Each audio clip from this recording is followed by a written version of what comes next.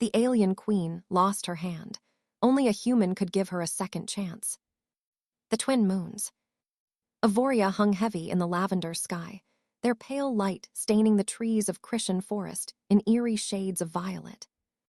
The forest pulsed with quiet life-strange bioluminescent insects drifting lazily through the air, their soft glow illuminating alien foliage that seemed to breathe with each passing breeze. It was a place of beauty, a sacred hunting ground, reserved only for the royal bloodline, but tonight beauty had turned. Treacherous Queen Zara moved like liquid silver through the dense foliage, her long ears twitching at the slightest sound, her ceremonial armor shimmered faintly etched with patterns that caught the moonlight like the scales of a celestial serpent. Every inch of her form radiated lethal grace, yet her golden eyes, brighter than the twin moons themselves, betrayed a simmering fury. She should not have been here alone. The hunt was tradition, yes, but this isolation was no accident. Somewhere beyond the trees, traitors watched her, waiting for the moment they'd paid so dearly to orchestrate, and then it came, the shriek of an energy blade.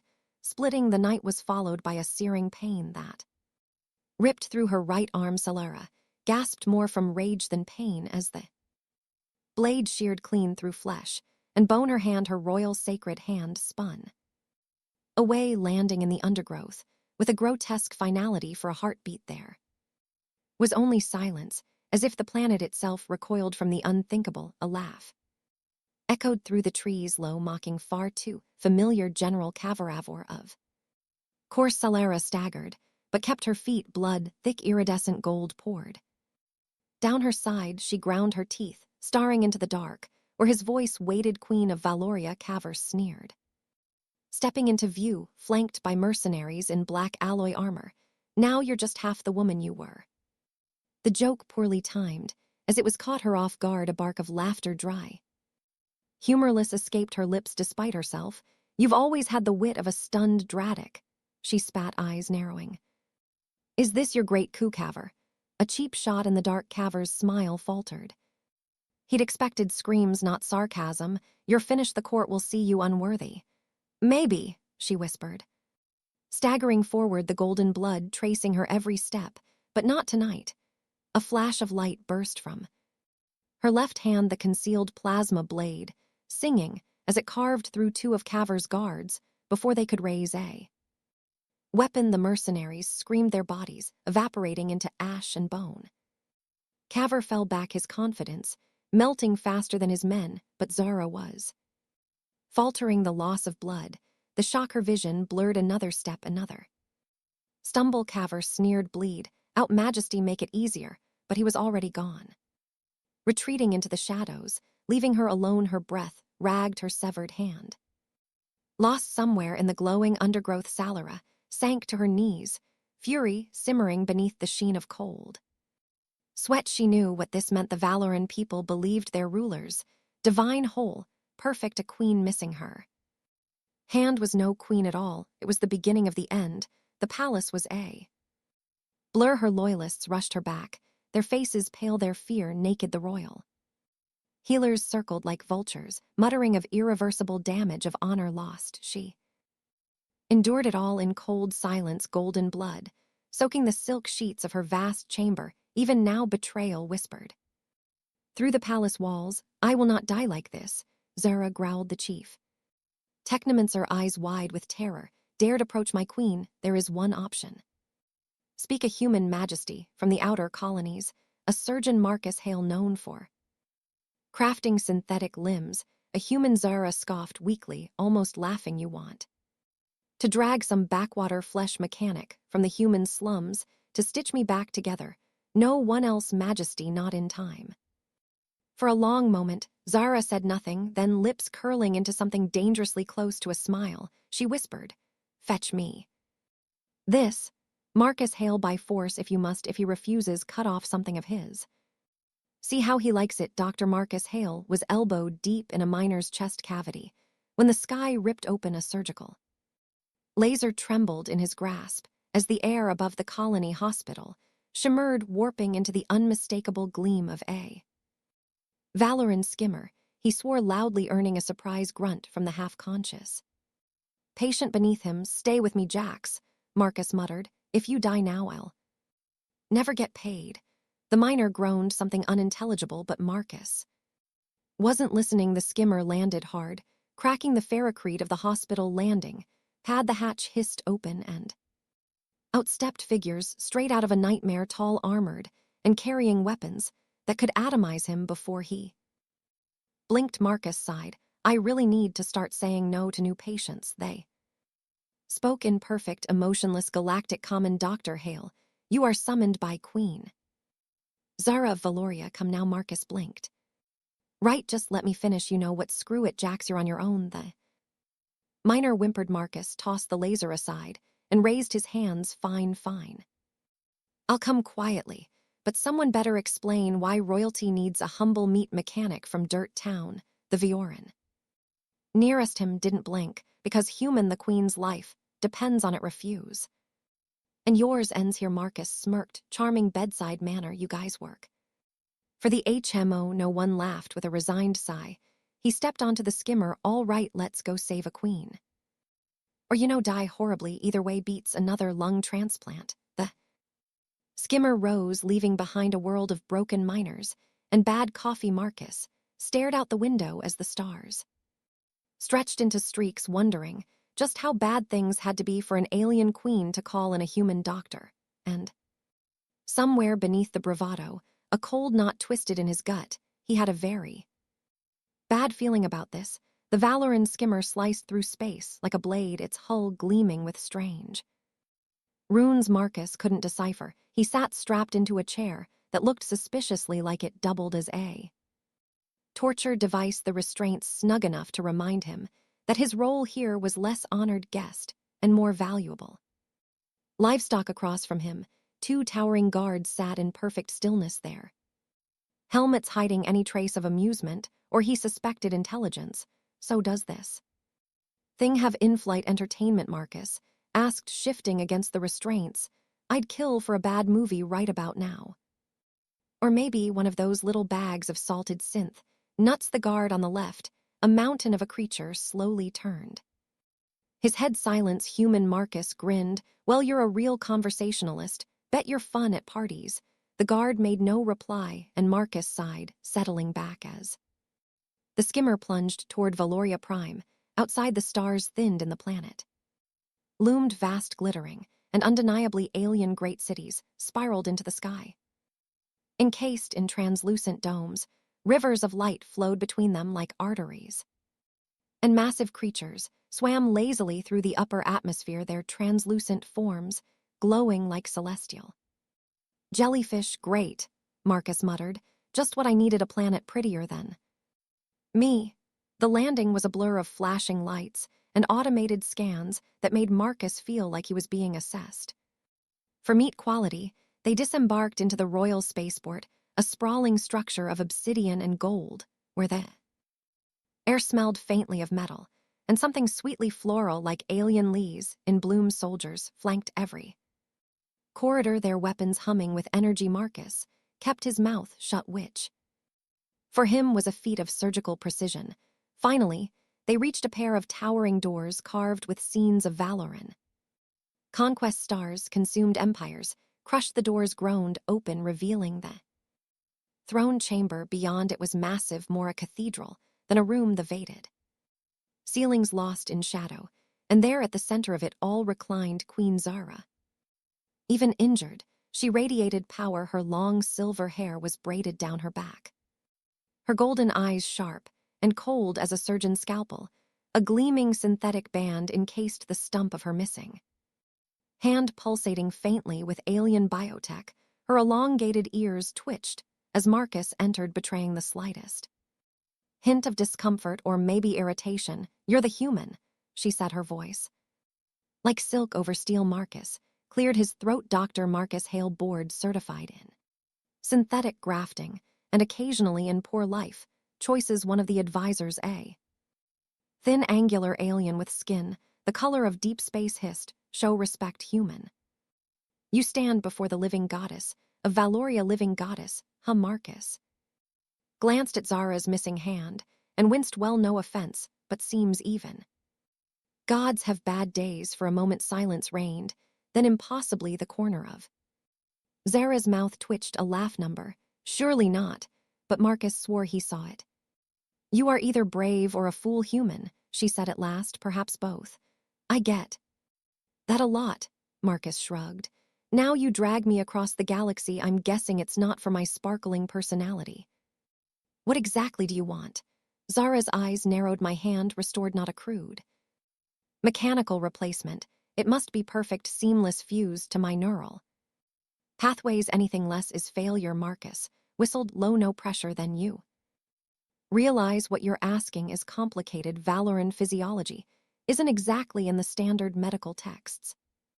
And your tech, he nodded toward the pulsing band around her stump, is about a century ahead of anything I've seen. That's why you're here, she said simply. Succeed, and you are rewarded. Fail, and you will not live long enough to regret it. Marcus forced a grin. Charming. Do all your royal decrees come with a side of death threats, or am I just special? The thin advisor sneered. You are a tool, nothing more. Marcus turned to him with a grin. Well, I am handy. No one laughed. Tough crowd. Zara waved a hand. Her remaining one, and the advisor fell silent. Enough. Prepare him. I want the procedure started. Within the cycle, they whisked Marcus away to the royal labs, a vast gleaming expanse of alien machinery and cold glass. The air thrummed with energy, and Marcus could feel the weight of history in every piece of equipment. Vioran tech was sleek, almost organic, wires like veins, machines breathing softly as if alive. A female engineer approached, tall with pale skin and long twitching ears. Unlike the others, her eyes sparkled with mischief. So you're the human, she offered, a wicked smile. I'm LRA. I'll be your tech liaison. Try not to break anything. Marcus smirked. Can't make promises. I don't intend to keep LRA. Laughed, a bright, unexpected sound. I like you already. They worked late into the cycle, poring over designs, arguing over neural interfaces and synaptic bonding. Marcus cracked jokes to stay sane, and to his surprise, LRA gave as good as she got. At one point, she handed him a device shaped suspiciously like a melon and deadpanned. This is the cortical stabilizer, or maybe it's a fruit, hard to tell. Marcus grinned. If it explodes, I'm blamming you. Hours passed, and slowly, the shape of the synthetic hand began to form, a thing of beauty and terror, laced with circuits finer than a hair metal that gleamed like moonlight. Still, as Marcus stared at the prototype, a chill ran down his spine. This wasn't just a hand, it was a weapon, a key, and he had the unsettling feeling that once it was attached, there would be no turning back. The palace air grew heavier as the days passed, thick with unspoken tensions and the sterile scent of alien metal. Marcus woke each morning, or whatever passed for morning on Valoria, to the sight of towering guards glaring through his chamber door and the unsettling hum of Valoran tech woven into the very walls. It was hard to tell if the palace was alive or simply pretending to be. Either way, he couldn't shake the feeling that the place was watching him, recording every stumble, every sarcastic mutter under his breath. Still, the work kept him moving. The synthetic hand had taken shape, a gleaming masterpiece of alien alloy and human ingenuity. It was equal parts art and weapon, with filaments finer than hair ready to mesh with Queen Zara's nervous system embedded within. Its sleek surface were micro-reactors, sensory enhancers, and because why not? Several features that Marcus was pretty sure violated at least 3 intergalactic medical codes. It wasn't just a replacement, it was an upgrade, and yet every time he stared at it, an unease prickled his skin. LRA hovered nearby, her pale fingers dancing across translucent control panels. She had taken to working in sarcastic silence, trading the occasional jab with Marcus to keep the mood from sinking too deep into the grave.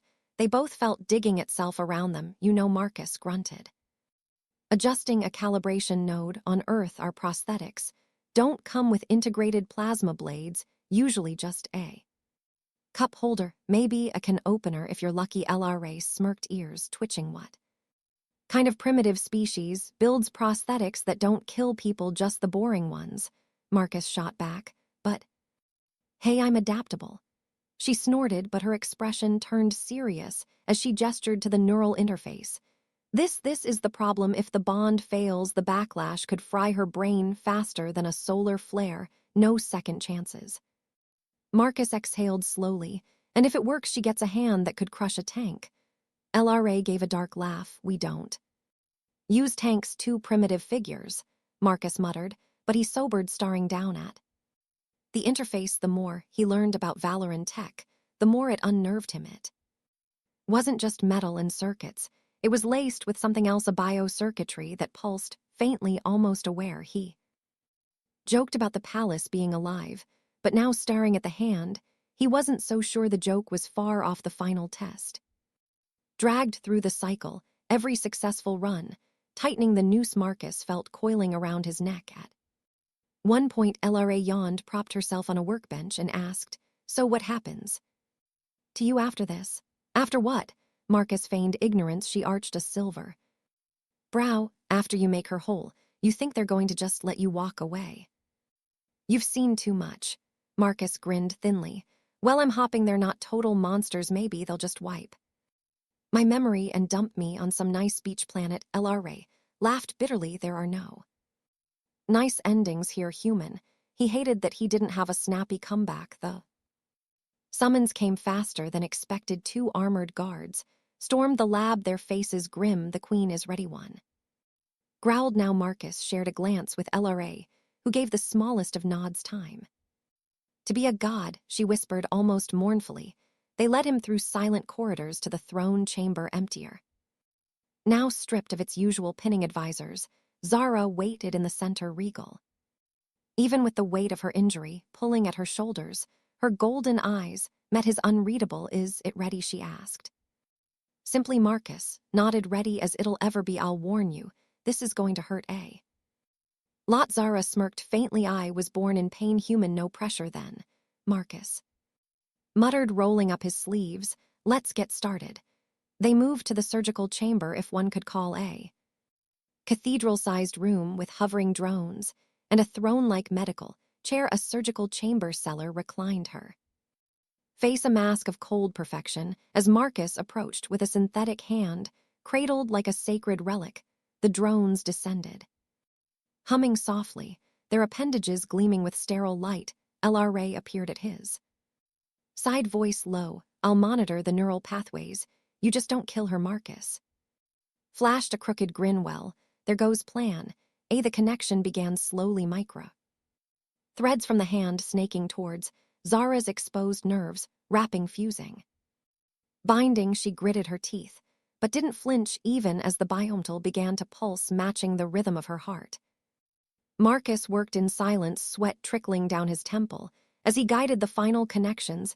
Each second felt like an eternity. One misstep, and the queen was dead. Worse, Marcus was dead, possibly creatively. The last thread connected the chamber seemed to exhale. "Okay, Marcus."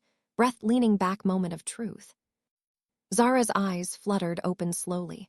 She flexed the synthetic fingers. The hand gleamed, each movement fluid, natural. A faint hum filled the air as the system synced completely. For a moment, no one spoke. Then Zara smirked. "It's perfect."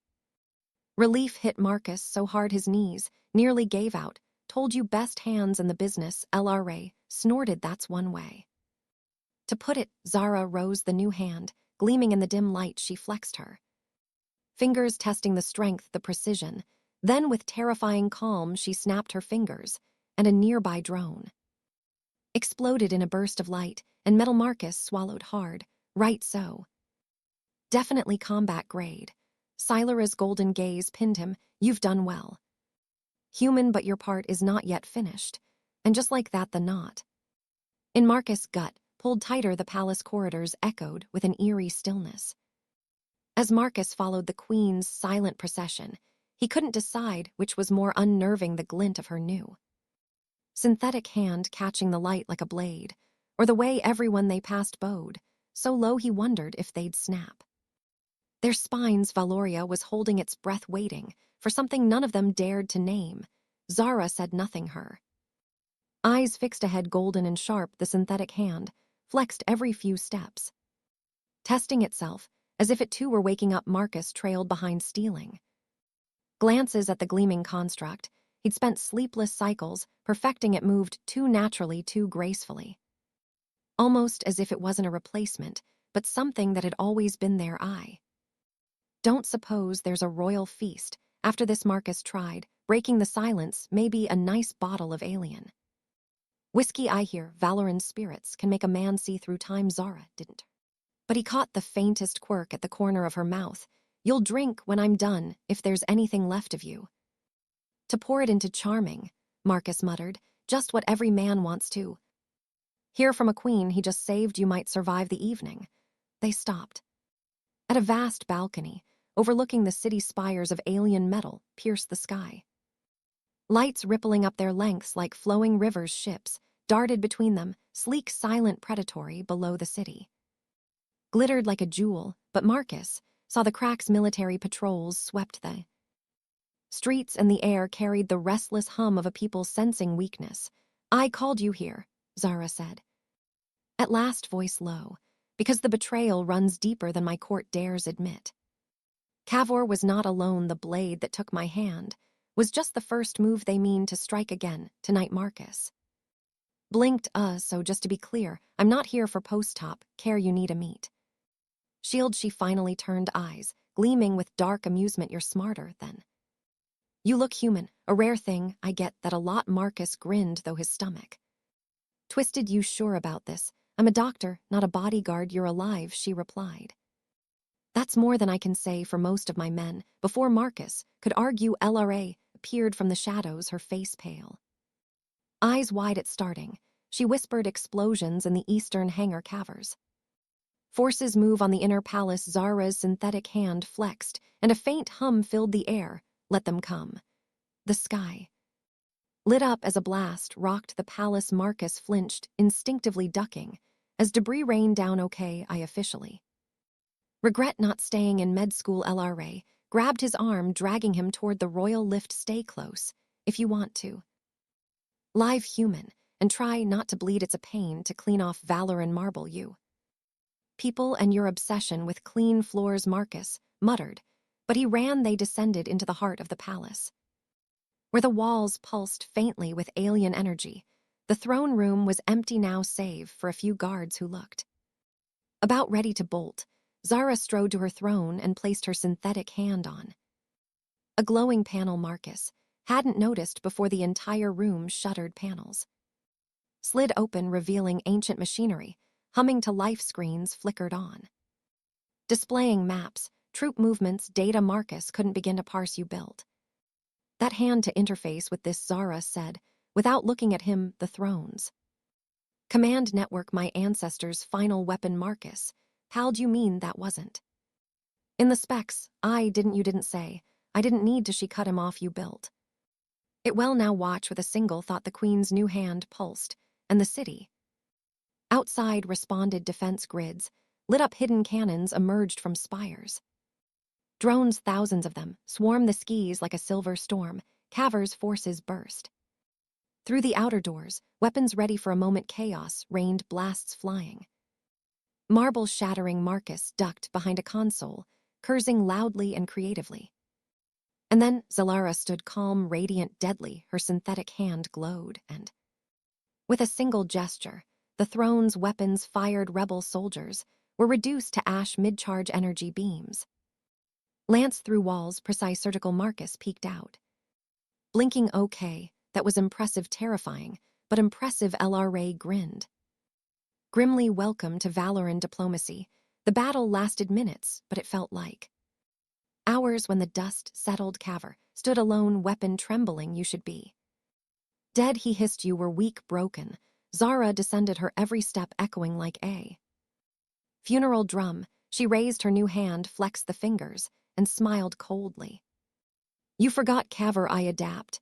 With a snap of her synthetic fingers, Cavor was gone. Vaporized silence reigned. Marcus staggered out, heart pounding. So, dinner, he croaked, because I'm starving and I think I earned a drink. Celera laughed a low, dangerous sound. Yes, human, you've earned more than that, but first. We talk about what comes next. Marcus groaned. Of course we do. The palace smelled of scorched metal and ionized air, the lingering aftermath of rebellion, reduced to smoldering embers. Marcus stood in the throne chamber, his body aching, his mind adrift in the haze of survival. The great hall that once gleamed with cold opulence was littered with the remains of shattered marble and melted alloy, crimson streaks and gold, blood staining its pristine surfaces. Somewhere high above the twin moons of Valoria shone through the fractured ceiling, indifferent witnesses to the violence that had played out below. He hadn't expected to live this long. He certainly hadn't expected to be standing before a queen whole again, powerful beyond comprehension because of him, yet there she was seated upon her throne. Like she had never bled, her synthetic hand resting lazily on the gilded armrest. It gleamed subtly, reflecting not just light, but something far more dangerous, the knowledge that with a simple flex of those fingers she could bring the entire empire to its knees. Marcus cleared his throat, breaking the heavy silence.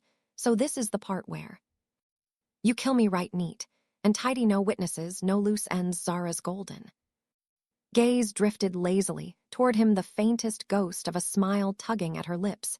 You think so little of me, Dr. Hale. Oh no, Marcus shot back. If anything, I think exactly enough of you. I've seen your diplomacy in action, remember. He gestured broadly at the ruins around them. Pretty sure the Galactic Medical Board frowns on turning surgical tools into weapons of mass destruction. But Hay knew experiences. A soft chuckle escaped her, surprising, unsettling. You're still alive, human. Doesn't that tell you something? Marcus hesitated. Did it told him that somewhere in the impossible tangle of politics, betrayal, and bloodshed, he'd become more than just a tool. He'd become a variable, a risk, a secret too valuable and too dangerous to dispose of so easily. Zalara rose, the movement fluid, almost lazy. The synthetic hand flexed, once sending a ripple of light down her arm. You've done something rare, Marcus Hale. You've altered the course of a throne without lifting a weapon. I don't. No, Marcus grinned weakly. That hand felt like a weapon when I installed it. She gave him a long, considering look. Do you understand what you've truly made? Honestly, number, but if it's got a kill switch, I'd like to know where it is. She laughed again, low, rich, and far too pleased. No kill switch, doctor, not for you. You built this empire's future into my flesh. That's not something I erase with a snap of my fingers. Marcus swallowed hard. All right, so what now? You keep me locked up somewhere, parade me around as your personal miracle worker. Zara's gaze drifted toward the broken city. Beyond the palace walls, you could stay. You'd have power, wealth, access to technologies your humankind can only dream of. It was tempting. Gods, it was tempting. The old Marcus tired, broke, perpetually one bad surgery away from bankruptcy. Would have jumped at the offer, but the man standing here now, knees still weak from facing death, couldn't quite bring himself to say yes. I'm a doctor, Marcus said softly, not a kingmaker, not a court jester, and definitely not a prisoner, gilded or otherwise. Silence stretched between them. Finally, Zara nodded slowly, then go. Marcus blinked. Wait, really? You think I want you here, hovering like a guilty ghost? She smiled faintly. Number, go. But know this, what we did here, what you did, it won't be forgotten. A ripple of unease ran through him. That sounds a lot like a threat. Not a threat, she corrected. A promise. LRA appeared from the shadows, then arms crossed, watching Marcus with something dangerously close to affection. You were tolerable, human. Try not to die the second you leave this planet. Marcus gave her a crooked smile. No promises. The journey back to the outer colonies felt surreal. The skimmer was the same, the stars just as cold and endless, but Marcus felt heavier, older. He stared at his hands, still flesh, still fallible, and thought of the Queen's gleaming synthetic fingers. By the time he landed back on that dusty little outpost he once called home, the universe felt different, not because it had changed, but because he had the man who once cursed at malfunctioning scanners and moaned about bad coffee, now carried the weight.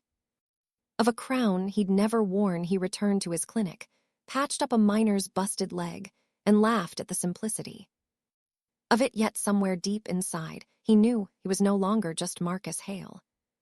Struggling surgeon, he was the man who'd rebuilt a queen and changed the fate of an empire, and sometimes when the nights grew too quiet and the stars seemed to whisper, he could almost hear Zara's voice in his mind, a promise, and Marcus couldn't decide if that was a comfort or a warning. The end.